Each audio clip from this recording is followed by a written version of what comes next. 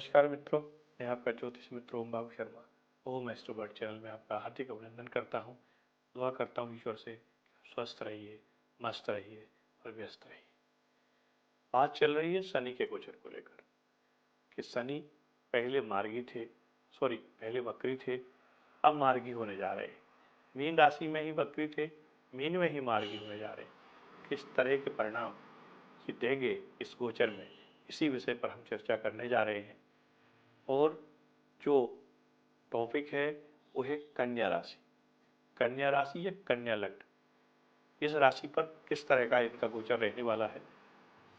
मित्रों, जिनकी लग्न में 6 का अंक लिखा हो अथवा जिनके चंद्रमा 6 अंक पर बैठे हो, ऐसे व्यक्ति कन्या लग्न या कन्या राशि वाले कहलाते हैं। इस राशि के लग्न के जो स्वामी होते हैं वो बुध देव होते हैं और बुध कन्या राशि में उच्च के परिणाम देते हैं, उच्च के माने जाते हैं। कन्या राशि में जो शनि का गोचर है वो 7th हाउस होने जा रहा है। 7वां घर यानी हमारा पूरक हाउस, लग्न का पूरक हाउस को कहते हैं। ये हमारे लाइफ पार्टनर का भी घर होता है, ये हमारे बिजनेस पार्टनर का भी घर है, मास का घर है, जनता का घर है। यहाँ जब शनि बैठते हैं तो कारक होते हैं, रिजल्ट अच्छे देते हैं।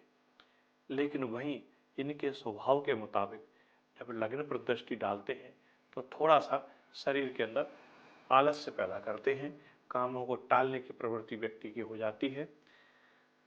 जो वैवाहिक जीवन में उसमें भी थोड़ा सा विच्छेदात्मक स्थितियां पैदा करते हैं, मनमुटाव बना देते हैं लाइफ पार्टनर के साथ।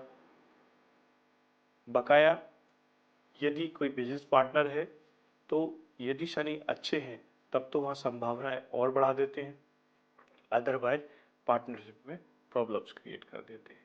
तो मित्रों, जब शनि 7वें घर से गोचर करते हैं और आपकी जो राशि है कन्या राशि या लग्न, इसमें शनि को जो हाउस दिए गए हैं वो हाउस है 6वां घर और 5वां घर, यानी एक मूल त्रिकोण का घर है और एक त्रिक भाव है, यानी ना अच्छे और ना बुरे, बैलेंस रिजल्ट देंगे आप।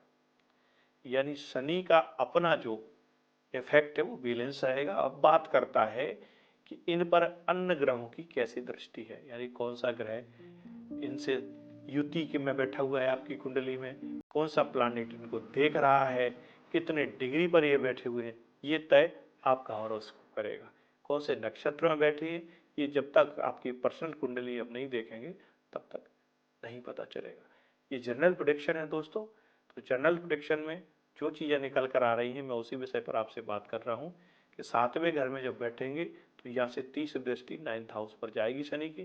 9th हाउस भाग्य भाव है, आपका भाग्य आपका साथ देने लगेगा, आपकी धर्म यात्रा प्रारंभ करा देंगे, आपकी कोई लॉन्ग जर्नी रह गई थी वो भी कराएंगे, आपको हायर एजुकेशन में सपोर्ट देंगे। इसके साथ साथ शनि जब सीधी दृष्टि लग्न पर डालते हैं तो मैंने जैसा आपको बताया स्वास्थ्य के लिए थोड़ा सा चिंता का विषय बन जाता है, इम्यूनिटी सिस्टम को प्रभावित करते हैं, कहीं ना कहीं थोड़ा हमको डीप थिंकिंग में ले जाते हैं। कई बार नकारात्मक विचार हमको बेवजह आने लगते हैं, आने वाले फ्यूचर को लेकर अनायास हम चिंतित होने लगते हैं। इस पर आपको थोड़ा सा ध्यान देने की जरूरत है। यद्यपि उच्च के गुरु कहीं न कहीं इनको देख रहे हैं और बैठे हुए हैं आपके 11th हाउस में, आपकी इच्छा पूर्ति के घर में। तो इच्छा पूर्ति के घर में जब गुरु बैठते हैं तो आपकी मनोकामनाएं पूरी कराने का पूरा प्रयास करते हैं, आपको धर्म यात्रा विदेश यात्रा के योग भी बनाते हैं, बड़े भाई बहन से आपको बेनिफिट दिलवाते हैं। यदि ससुराल से आपके मधुर संबंध है तो आपके ससुर साहब से भी आपको किसी न किसी प्रकार की बेनिफिट्स ये कराते हैं, शासन प्रशासन से भी आपको लाभ दिलवाते हैं। तो इस गोचर में खास तौर से जो देखने की बात है वो ये है कि शनि की 7वीं दृष्टि आपकी लग्न पर है, तो आपको अपने मानसिक स्वास्थ्य को लेकर विशेष ध्यान रखना है। आपको अपने जो बैकबोन है उस पर का भी ध्यान रखना है कि आपको स्पॉन्डिलाइसिस या साइटिका या किसी प्रकार के इस तरह की कोई प्रॉब्लम्स स्नायु तंत्र की ना आ जाए।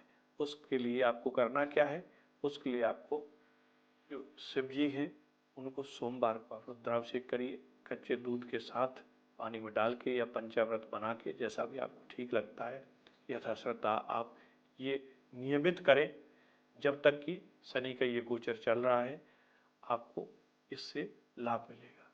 दूसरा, शनि की जो 10वीं दृष्टि जाएगी दोस्तों, वो जाएगी आपके 4th हाउस पर, और 4th हाउस यानी भूमि, भवन, वाहन और माता का सुख, इसका घर होता है। तो जब शनि 7th हाउस में बैठेंगे, 7वें घर में बैठकर, और चौथे घर को देखेंगे, तो प्रॉपर्टी से रिलेटेड चीजें भी आपको, यदि कोई डिस्प्यूट फैमिली में चल रहे थे, उसका निराकरण होने के चांसेस बनाएंगे। यदि कोई ऐसी प्रॉपर्टी थी जिसमें डिवाइडेशन नहीं हुआ था, नामांतरण नहीं हुआ था, सीमांकन नहीं हुआ था, बटांकन नहीं हुआ था, शनिदेव ये सब करा देंगे, बशर्ते कि आपके होरोस्कोप में शनिदेव बली हों और शुभ ग्रह से दृष्ट हों। आपका यदि घर अधूरा था, निर्माण पूरा नहीं हुआ था, वो भी काम हो जाएगा, और निश्चित तौर से ये हुआ होगा पिछले गोचर में आपके साथ, कई काम आपके अधूरे छोटे होंगे। तो ग्रह जब वक्री होता है तो पुराने कामों को फिर से कराता है, मार्गी होता है तो नए कार्यों में गति दे देता है। तो ये आपके भूमि, भवन, वाहन से रिलेटेड जो भी ऐसी समस्याएं रही हैं या जो अधूरे कार्य रहे हैं, उसको अवश्य पूरा करा देंगे। दोस्तों, शनि की जब आपके 9th हाउस पर दृष्टि जाएगी तो आपको कहीं ना कहीं धार्मिक भी बनाएंगे, आपका मन अध्यात्म की ओर लगेगा, आप डोनेशन भी करेंगे, मंदिर भी जाएंगे।